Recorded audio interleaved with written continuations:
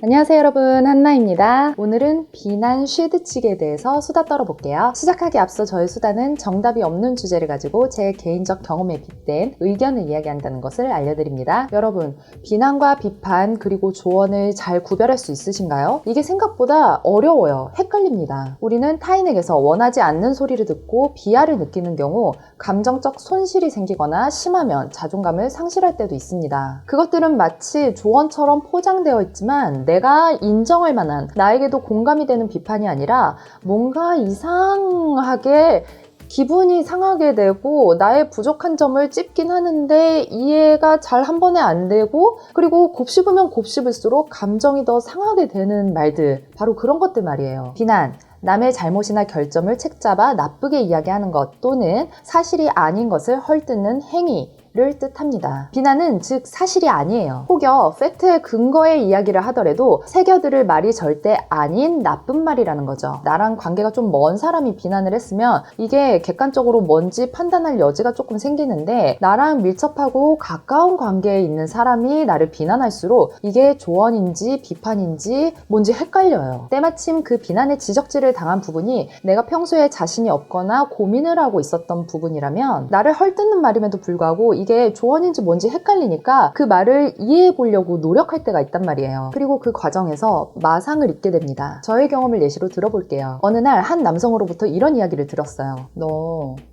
웃을 때 얼굴에 이 주름 많이 생기는 거 되게 별로야.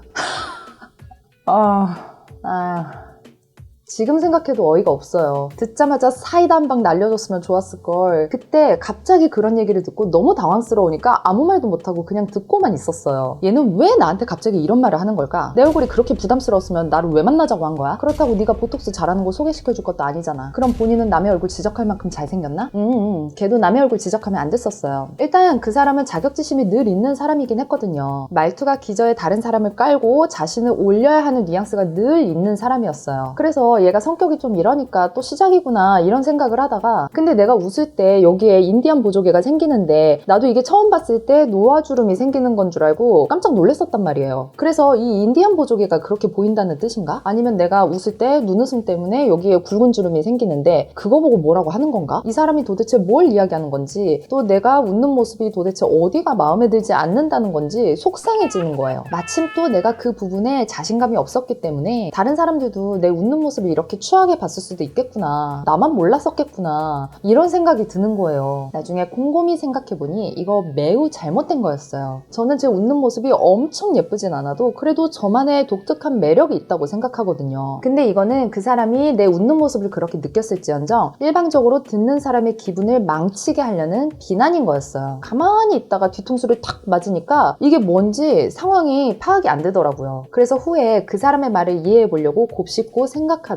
결국에는 저도 상처를 받았던 거죠. 이렇게 외모나 성격 또는 내가 처한 어려운 상황들을 헛되이 함부로 이야기해서 감정적인 손실을 일으키게 하는 사람들이 있습니다. 이런 말을 듣고 생기는 상처를 그냥 둬서는 안 돼요. 이건 결단코 비판이나 조언이 아니거든요. 들을 필요가 없는 말인데 거기에 입은 상처라서 더 억울하게 아파요. 그래서 만약 누가 나한테 비난의 돌을 던진다 그러면 두 가지를 기억하시면 됩니다. 첫 번째, 이 사람의 말은 틀렸다, 사실이 아니다라는 것을 기억하고 짧게 대응하시면 됩니다. 비난은 일방적으로 감정을 상하게 하고 싶어서 하는 말이라고 했잖아요. 혹여 내게 문제가 있어서 지적을 받아야 되는 상황에 처해 있었더라도 그 사람이 진심으로 조언과 비판을 해주고 싶었다면 그런 애티튜드로는 이야기하지 않았을 거란 말이에요. 감히 선을 넘지 않았을 거고, 자신의 말이 감정적인 상처가 되지 않도록 어떻게 전달을 해야 될지 한 번쯤은 생각해 봤을 겁니다. 그러니 비난은 때마침 내가 그 부분에 고민이 있었기 때문에 조언처럼 들리겠지만 사실은 절대 조언이 아니라는 거죠. 그렇게 논리가 없는 비난을 하는 사람들은 자기가 한 비난으로 상대의 감정이 변화하게 되면 뭔가 본인이 코치를 해줬다고 착각하거나 또는 본인이 이긴 것 같다고 우월감을 느끼고 싶어 하는 겁니다. 그런데 사실 그렇게 논리 없는 비난을 하고 다니면 본인의 이미지만 더 나빠지는데 그들은 그걸 몰라요. 그런 행동을 여러 사람에게 하고 다닐수록 돌아오는 건 무시밖에 없습니다. 비난의 발언이 점점 힘을 잃게 되고 그 사람의 말을 듣고 싶어 하지 않는 사람들이 여기저기 생기게 되겠죠. 되겠죠. 그러니 우리는 공격받았다고 해서 똑같이 공격할 필요가 없어요. 여기서 이러는 사람 저기 가서도 그러거든요. 누가 나에게 돌을 던지면 살짝 대응해 주시면 됩니다. 만약 외모 공격을 한다. 너 주름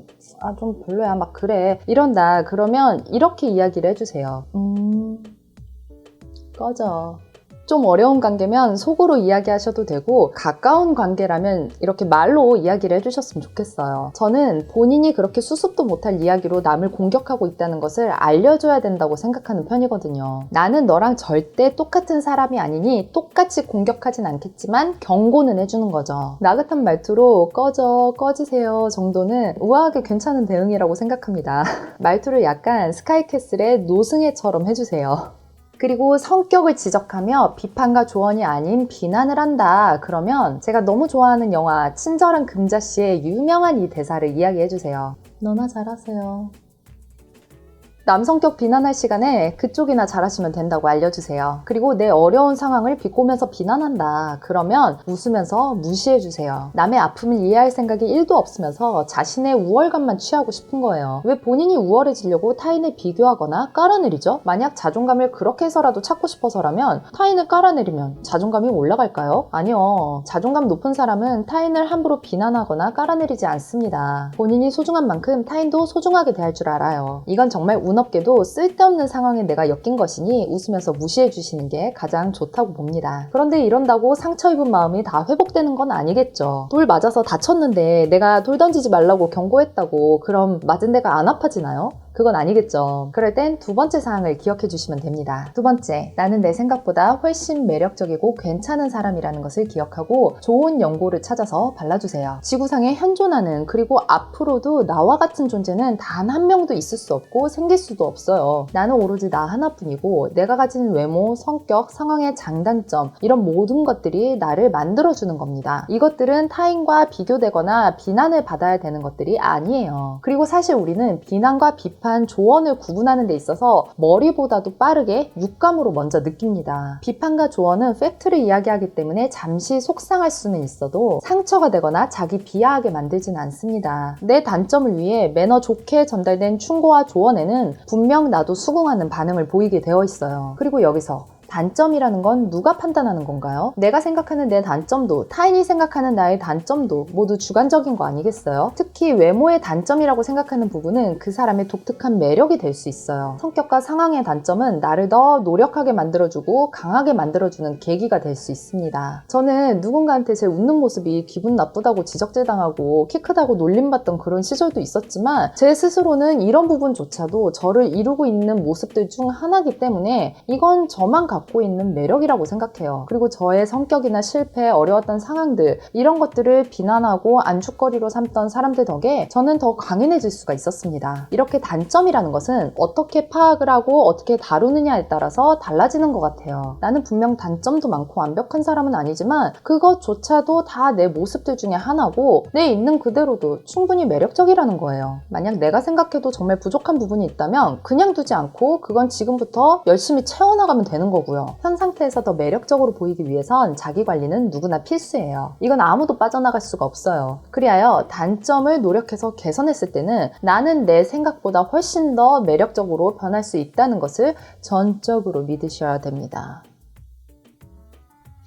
타인의 조언을 받아들이고 스스로를 고찰하고 아낄 때 그때 터지는 내가 가진 포텐셜은 정말 상상 이상의 것이에요. 이건 제가 경험을 해봤기 때문에 말씀드릴 수가 있어요. 그리고 여기서 진짜 중요한 거, 그대를 비난하는 사람들보다 그대를 사랑해주는 사람들의 이야기를 더 귀 기울여 들으세요. 그게 바로 가장 효과 좋은 연고입니다. 나를 아끼고 사랑하는 사람들은 내 장점을 더 키울 수 있게 힘을 줄 것이고 내 단점은 극복할 수 있게 수긍되는 조언으로 도와줄 겁니다. 마지막으로 나를 아끼는 만큼 타인에게도 똑같이 신중하고 조심히 대하면 이보다 더 젠틀할 순 없습니다. 비난을 받았지만 막 공격하지 않았다면 당신은 이미 매력적인 사람이에요. 네, 오늘 이야기는 여기까지입니다. 유익하고 즐겁게 보셨다면 구독과 라이크 그리고 응원의 댓글도 부탁드립니다. 다음 영상에서 또 뵐게요. 안녕!